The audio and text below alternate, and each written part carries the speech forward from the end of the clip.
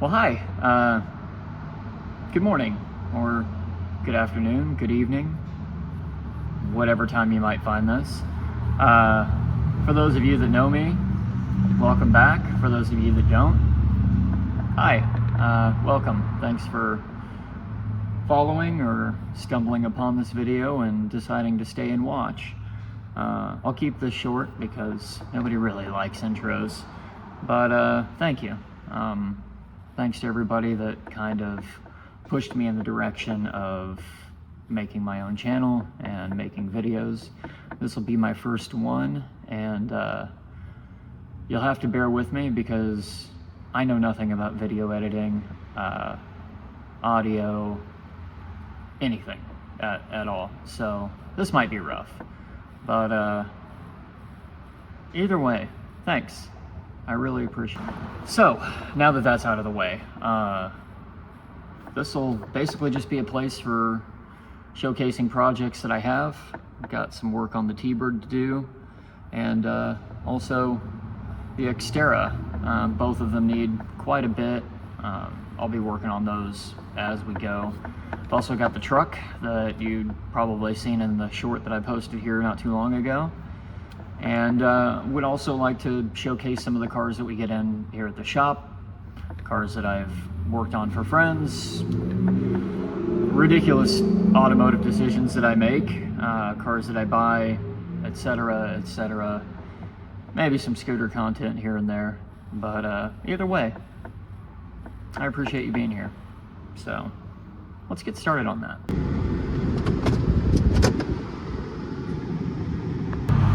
Going back to the 90s today. We have a 1991 Lincoln TownCar. Came in for a transmission leak. It's actually the output shaft seal, so it should be a pretty simple, straightforward repair. I'm gonna get this thing on the lift, get the drive shaft dropped, get the old seal out, and get it replaced.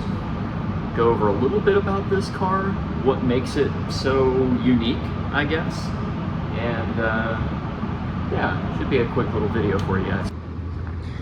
So this 91 Lincoln TownCar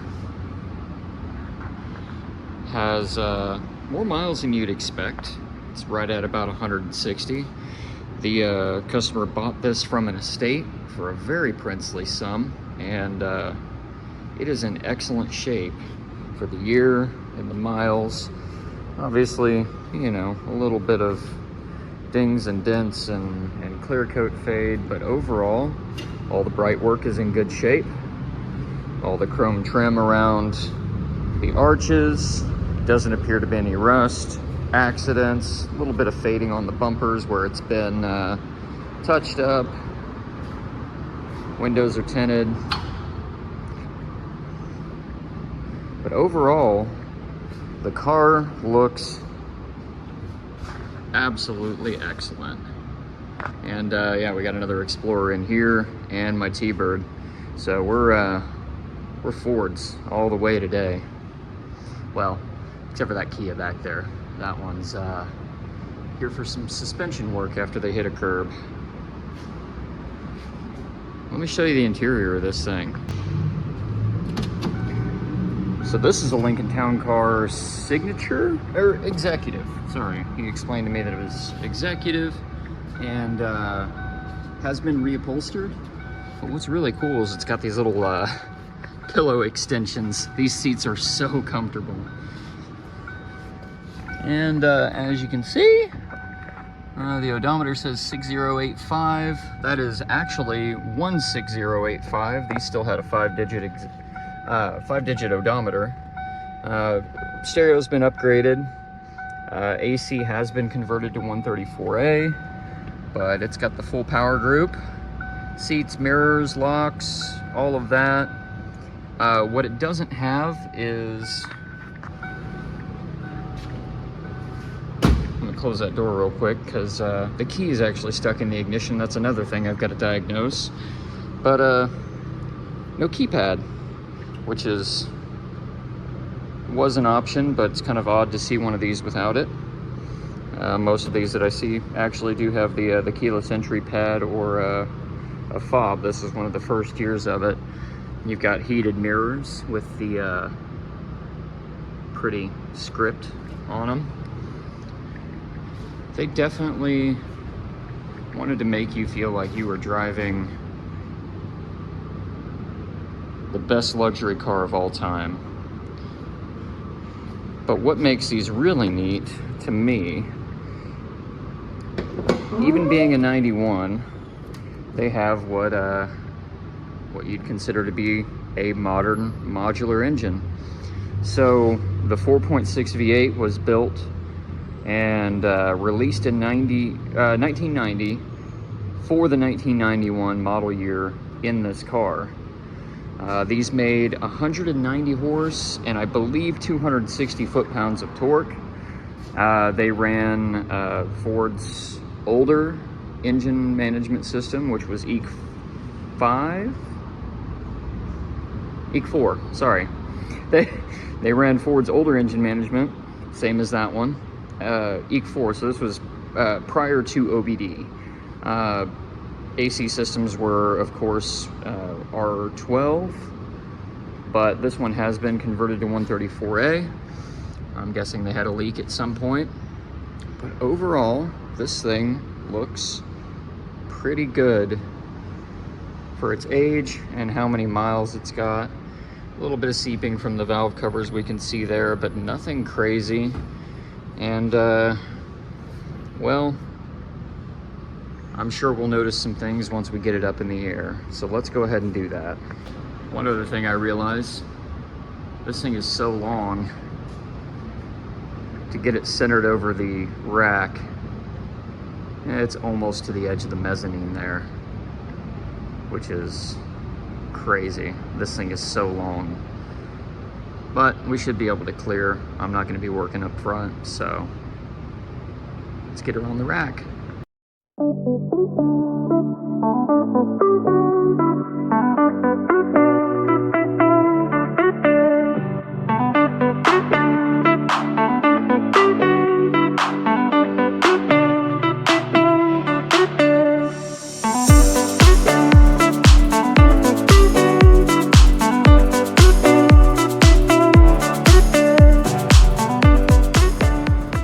Got it in the air. I did some preliminary checks, and I'll show you what I found.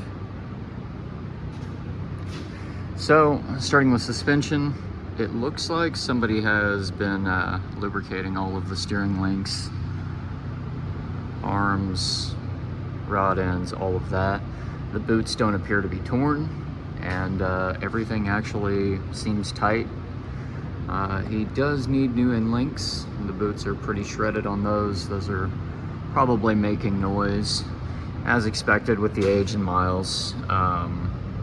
Shock bushings on both sides are pretty well worn out. Probably ought to replace the shocks soon. Ball joints look good. Brake pad depth looked great. Looks at about 5 to 6 mil. No major leaks, just some seeping from presumably timing cover and around the pan. Needs an oil pressure switch. That is leaking. That's pretty common. You can see the drips right there. And you see where it's clean, where the oil's been dripping. Also looks like the oil filter gasket, or the filter wasn't tightened completely. A little bit of an oil leak from the pan, possibly the rear main, but it looks relatively dry down here at the bottom of the bell housing, so I would want to clean it, put dye in just to make sure, but that looks very much like the pan is just leaking. Moving back, no major rust. Trans pan doesn't leak. There's our guy right there, that rear output shaft seal. Those are pretty simple once you remove the drive shaft. U-joints looked good. Somebody has applied fluid film to this thing at some point in its life. You can see that wetness there, and you can see some of the residue. So they took care of this thing. They didn't want it to rust up in the Kansas winters. Does look like the drive shaft's pretty straightforward to remove. Just those 4 bolts here, and drops down and pulls out of the tail shaft. Should not take too long. All the bushings and everything back here, they're wall worn. They look pretty serviceable. Rear airbags are still intact and in working order. And the rear shocks are beginning to seep a bit. You see some residue building up there. And bags are starting to get some checking going on. I'm sure he'll want to replace those at some point in the future, fairly soon. A little bit of leak from the diff cover, probably due for a service. So, as I was saying before my battery died, diff seeping a little bit, probably never been serviced, so likely going to recommend that, along with the other little things that I've noticed here. But yeah, overall, for this thing being well over 30 years old, presumably Grandma and Grandpa's car that they drove to church and the grocery store, maybe on a family road trip or two, it's in great shape. It just kind of goes to show you that if you take care of a car, it will take care of you. So yeah, let's go ahead and get the drive shaft unbolted, get it pulled down, and get our new seal in there. So whenever I'm doing anything with removing a drive shaft, force of habit, I always like to mark the orientation of the drive shaft and the yoke, just so that it is going back on exactly the same orientation that it came off. This isn't terribly important with a single piece drive shaft like this one. Still do it out of habit, just for the warm fuzzies. But on a 2-piece drive shaft, if they separate in the middle, you definitely want to do that because they're balanced as a whole. And if you have them clocked differently, you're going to get driveline vibrations, all sorts of stuff, and it could lead to failure of seals, failure of U-joints, all of that. Don't want it. Take 30 seconds, mark your drive shaft, just so you have that peace of mind.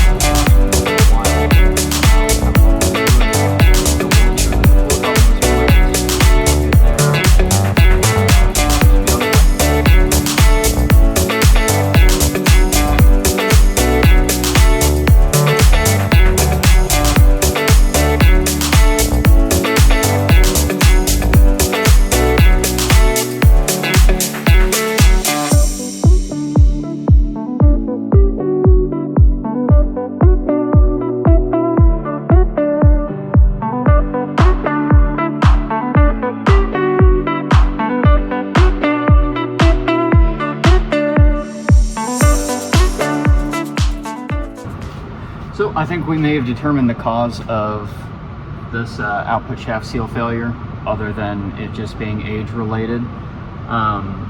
The bushing itself has some wear. I went ahead and I threw the drive shaft back in, moved it side to side, and we do in fact have some play.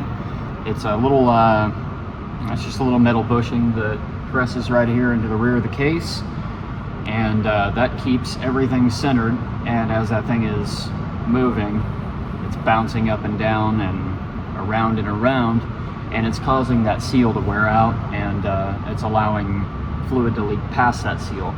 So I'm going to go ahead and pull the tail shaft. I already confirmed with the customer, let them know, hey, this is what we have going on, and it's obviously going to be some additional labor to pull the tail shaft, knock that bushing out, and then push the new one in, put everything back together, and he should be right as rain.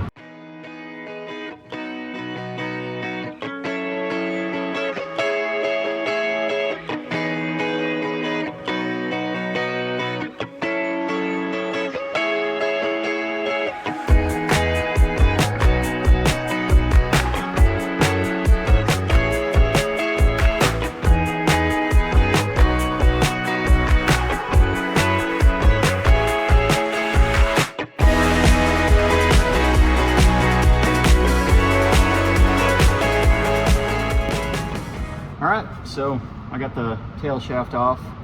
I made a bit of a mistake and I lost a ton of fluid on the floor.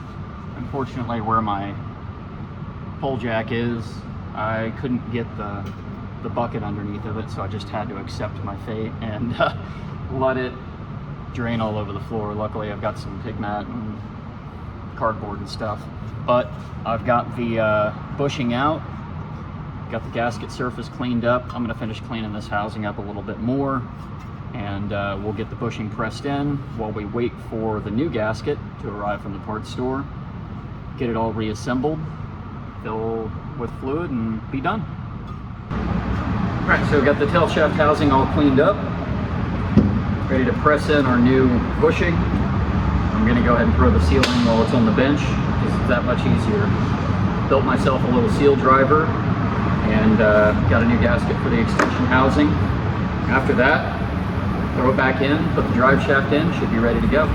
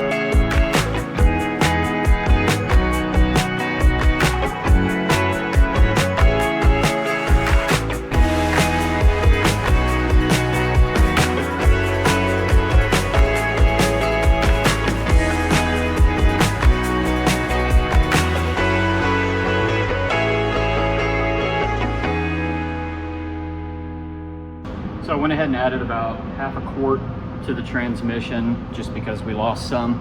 I'm going to go ahead and start it, run it through the gears, check level, top it off if I need to, check for leaks, and she's ready to go. Thanks for watching.